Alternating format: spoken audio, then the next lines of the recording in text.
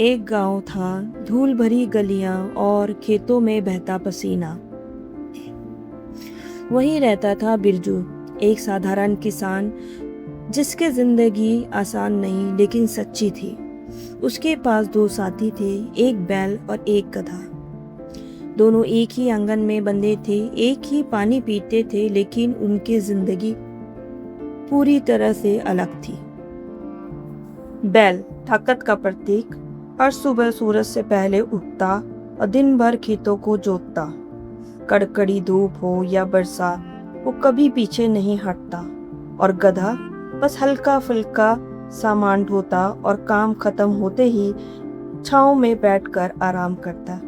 हर शाम जब बैल थक कर लौटता तो गधे को आराम करते देखता और धीरे धीरे उसके मन में एक सवाल जन्म लेने लगा, क्या मेरी जिंदगी सिर्फ मेहनत के लिए है? एक रात थका हुआ बैल बोला, दोस्त, तू कितना खुशकिस्मत है और मैं बस काम ही काम। गधा कुछ देर चुप रहा, फिर धीरे से बोला, अगर इतना ही थक गए हो तो एक बार बीमार बन जाओ, आराम मिल जाएगा। लेकिन जाते जाते उसने कहा, बस एक दिन के लिए। अगली सुबह बैल ने वही किया, धीरे धीरे चला, कमजोर बन गया। बिरजू ने देखा और बोला, आज तुम आराम करो।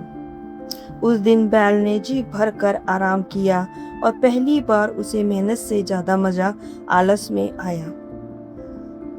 लेकिन यहीं से उसकी गलती शुरू हुई। अगले दिन फिर वही नाटक, फिर तीसरे दिन, फिर चौथे दिन।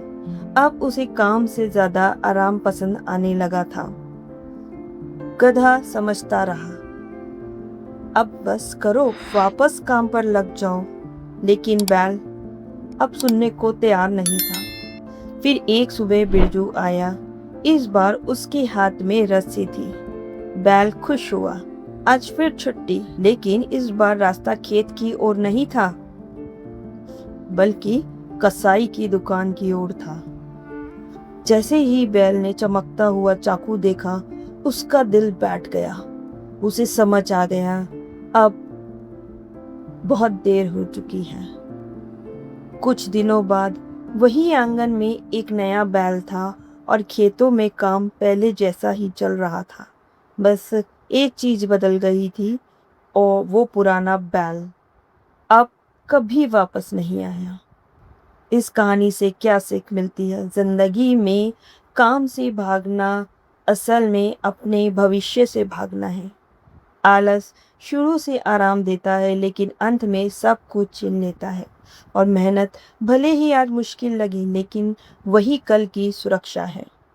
अगर तुम भी आज काम टाल रहे हो तो याद रखो, हर आज का आलस कल की बड़ी कीमत बनता है। फॉलो करें, क्योंकि यहाँ कहानियाँ नहीं, सच्चाई मिलती है जो जिंदगी बदल देती है। धन्यवाद।